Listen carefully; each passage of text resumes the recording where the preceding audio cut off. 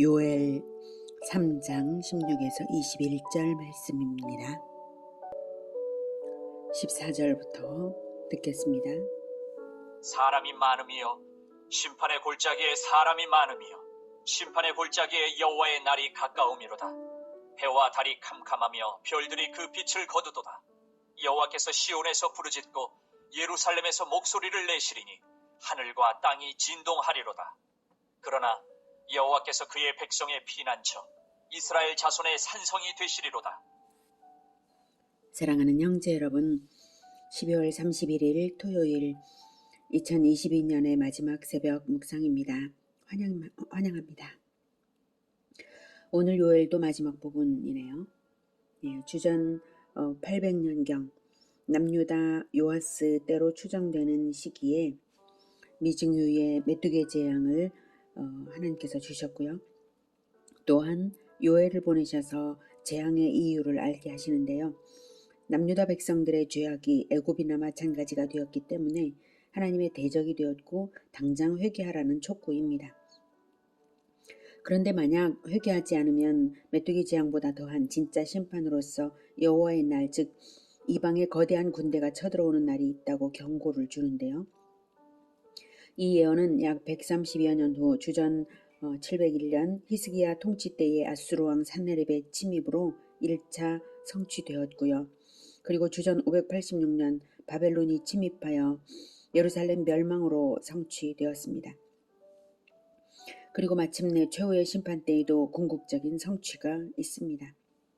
메뚜기 떼든 아수르 군대든 바벨론 군대든 모두 여호와께서 자기 원수가 된 자들을 심판하라고 보내신 여호와의 심판의 도구들입니다. 그런데 최후의 양상은 1차, 2차에서 여호와의 심판의 도구였던 제국들이 이제는 심판의 대상이 되어 있습니다. 왜 그렇게 되는가 하면 여호와 하나님은 영원하신 분이시고 오래 참으시면서 회개를 촉구하십니다. 인간은 짧은 인생 살면서도 변덕스럽고 변질되기 쉬워서 언약을 배반하기가 일수인데요. 그래서 징계를 당하는 동안 영원히 하나님의 손에서 재창조되어서 신실하게 돌아온 자들은 진정 남은 자들이 되지만 한때 하나님의 도구로 쓰임 받거나 심판의 도구로 쓰임 받던 자들은 교만하여져서 하나님을 자기들이 대적하게 되는 것이죠. 어떻게 되든 하나님은 하나님에게 돌아온 자를 보호하시고 하나님을 대적하는 자들은 심판을 하십니다. 최종적으로는 그래서 하나님의 손에 쓰임 받던 그 어떤 자들도 언약을 떠났다면 심판의 골짜기에 모여들게 되기도 하는 것이죠. 그렇게 되는 것입니다. 그러니 끝까지 남은 자들만 구원을 받은 것이지 끝까지 못 가면 아무것도 아닙니다. 무엇으로 남아야 하는가 하면 언약으로서 남아야 합니다. 언약에 합당한 자로 남아야 합니다. 16절 여호와께서 시온에서 부르짖고 예루살렘에서 목소리를 내시리니 하늘과 땅이 진동하리로다. 그러나 여호와께서 그의 백성의 피난처 이스라엘 자손의 산성이 되시리로다. 여호와께서 목소리를 내시면 하늘과 땅이 진동하는 심판이 천지간의 각종 재앙으로 발생하는데요. 동시에 그의 백성의 피난처요 이스라엘 자손의 산성이 되어 주신다는 것입니다. 최후 심판의 양면성을 보여주시는 것이죠. 중요한 것은 어떻게 그의 백성으로 남는가 하면 시온에서 부르짖고 예루살렘에서 목소리를 내신다는 것이 힌트입니다. 그 의미를 잠시 후에 살피기로 하고요. 먼저는 이스라엘 자손의 의미를 알아야 합니다. 이스라엘 자손은 팔레스틴의 재건이 된 이스라엘 국가를 의미하지도 않고요. 그 민족을 의미하지도 않습니다. 이제는 예수님의 십자가와 예루살렘 성전의 파괴로서 이스라엘은 더 이상 이스라엘이 아닙니다. 구약 이스라엘의 시대는 완전히 끝났습니다. 그러나 이제 진정한 이스라엘이 예수님으로부터 시작이 되었습니다. 이스라엘이라는 말의 의미는 하나님이 다스리소서, 하나님이여 이기소서, 하나님의 다스림을 받는 자라는 의미입니다. 간혹 하나님을 이긴 자라고 말하는 분 계신데요. 틀렸습니다. 그것이라면 왜 야곱이라는 의미와 똑같은 것인데 같은 이름을 새 이름으로 주실 리는 없으시죠. 야곱은 발꿈치를 잡은 자, 이기려는 자라는 의미입니다. 야곱은 이기려는 자, 이스라엘은 하나님이여 이기소서라는 의미, 전혀 정반대의 이름이죠. 새 이름, 새 인격으로 살아가라고 새 이름 주신 것입니다. 다스림을 받는 자로 살아가라고 새 이름 주신 것입니다. 그래서 예언서가 말하는 것을 어떤 맥락으로 하는 말인지 가려서 들어야 합니다. 이 부분에서 이스라엘은 참 이스라엘, 새 이스라엘을 의미합니다. 그리고 이스라엘 자손이라 하셨으므로 언약 교육이 대를 이어 끊어지지 않는 공동체를 말합니다. 자, 그럼 시온과 예루살렘은 무엇인가 하면, 시온과 예루살렘에 있는 자들, 하나님과 함께 거기서 목소리를 내는 자들은 피난처요 산성이신 하나님 안에 있어서 안전한 것을 보여주시는 것인데요. 시온과 예루살렘은 장소적인 의미일까요? 아닙니다. 이미 예루살렘 성전이 파괴되고 다시는 재건되지 않고 있는 것을 보면 알 수 있습니다. 시온은 다윗성이 시온인데요. 다윗성은 다윗 언약을 지켜 그리스도를 기다리는 도성이라는 의미입니다. 장소적 개념이 아니라 다윗의 후손 예수 그리스도의 계명을 지킴으로써 언약 성취를 기다리는 공동체를 말하는 것입니다. 예루살렘도 마찬가지입니다. 예루살렘은 성전과 왕궁이 있는 성이고 다윗성의 확장이므로 거의 같은 의미로 쓰이는데요. 예루살렘은 성전이 있는 도성이므로 하나님께서 임재하시는 도성이라는 의미입니다.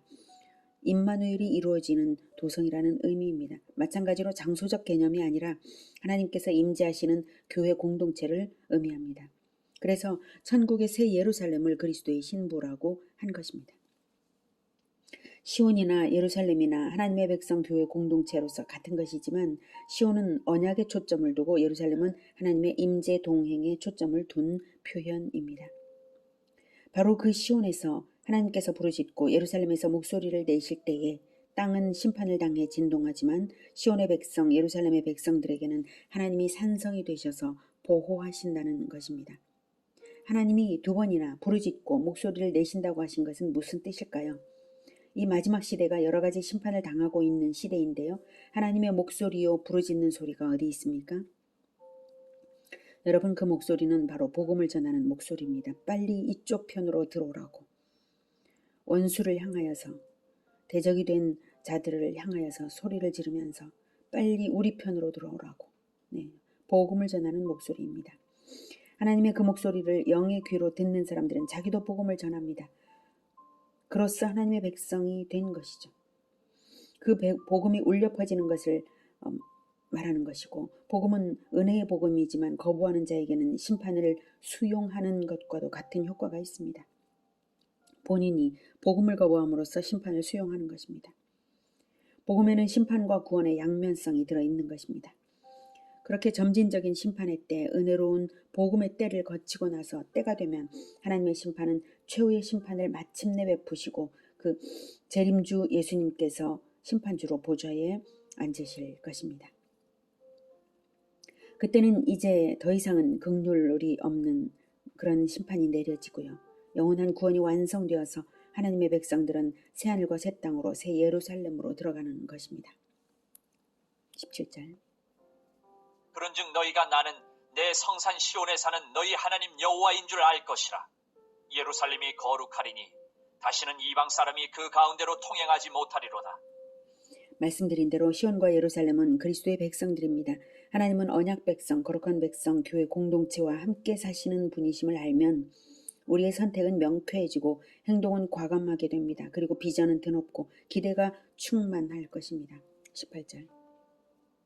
그날에 산들이 단 포도주를 떨어뜨릴 것이며 작은 산들이 젖을 흘릴 것이며 유다 모든 시내가 물을 흘릴 것이며 여호와의 성전에서 샘이 흘러나와서 시딤 골짜기에 대리라. 네, 그날에, 즉 그리스도의 날에 엄청난 축복이 부어질 것을 말씀하시는데요. 전부 액체로 표현되고 있죠. 단 포도주, 젖, 시냇물, 성전에서 샘이 흘러 시딤 골짜기에 흐를 물. 무엇을 암시하는 것일까요?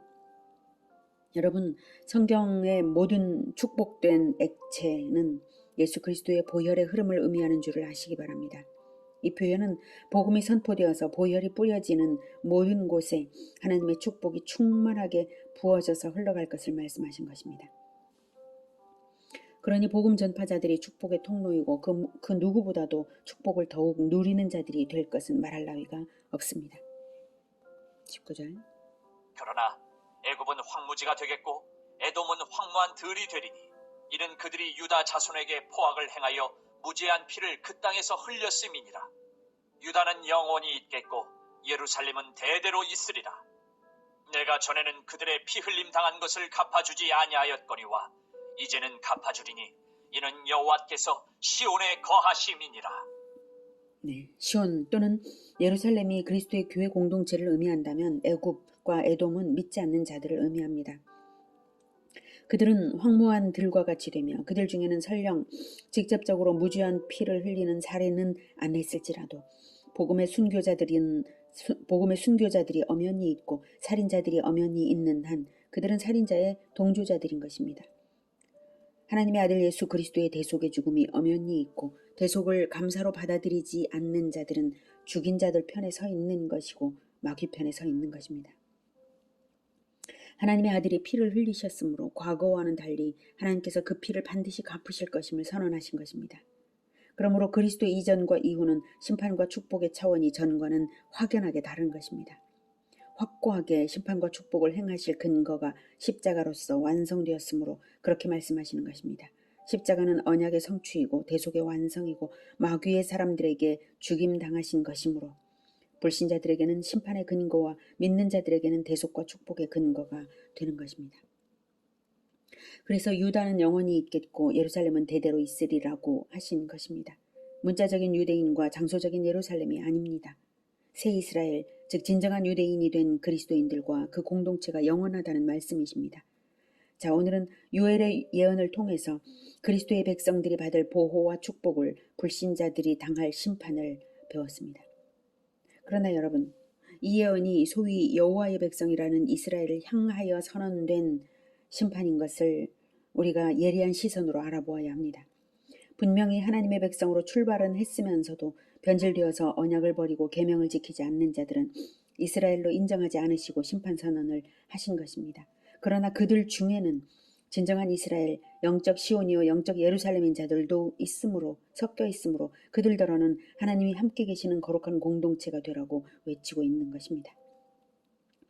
이 시대에도 교회는 어딜 가나 있고 교회를 출석하는 사람들은 자기가 구원받았다고 믿습니다. 그러나 교회 출석하는 사람들이 다 진정 거룩한 백성이 맞다면 이 땅이 이토록 소돔과 같이 되지는 않았을 것입니다. 우리는 소돔처럼 되어버린 이 땅에서 분명한 정체성을 나타내며 살아야 합니다. 복음을 전하면서 하나님의 외치는 목소리 역할을 할 때 우리가 그때 거룩한 것이지 적당히 거룩한 모양새만 내는 것으로는 변질의 속도를 막을 수가 없습니다. 요엘이 말한 영원한 이스라엘, 하나님과 함께 목소리를 내고 부르짖는 시온 공동체가 되기를 기원합니다. 기도하겠습니다. 하나님, 우리에게 말할 수 없는 축복을 허락하여 주셔서 하나님과 함께 목소리를 내므로써 그 축복의 통로가 될 수 있게 하여 주셔서 정말 감사합니다. 하나님, 그러나 이 땅은 소돔과 고모라와 같이 되었고 심지어 교회에 출석하는 자들도 모양새만 거룩하고 변질되어 버리고 말한 참으로 안타까운 세상이 된 것을 봅니다. 하나님, 우리가 이제 목소리를 더욱 내겠습니다. 주님, 도와주시옵소서. 부르짖는 우리 하나님처럼 우리도 복음을 부르짖는 자들이 되겠습니다. 주님, 도와주시옵소서. 분명한 정체성으로 복음 전도자의 정체성, 거룩한 백성의 정체성을 나타내면서 살아가겠습니다. 축복의 통로가 되겠습니다. 세상을 구원하겠습니다. 주님, 도와주시옵소서. 우리가 할 수 없는 일인데도 우리에게 하나님께서 놀라운 사명과 축복으로 주셨으니 하나님께서 성령으로 충만하게 우리를 붙들어 주셔서 이루어 주시옵소서. 예수 그리스도 이름으로 기도드립니다. 아멘. 이어지는 시간은 개인 기도 시간입니다.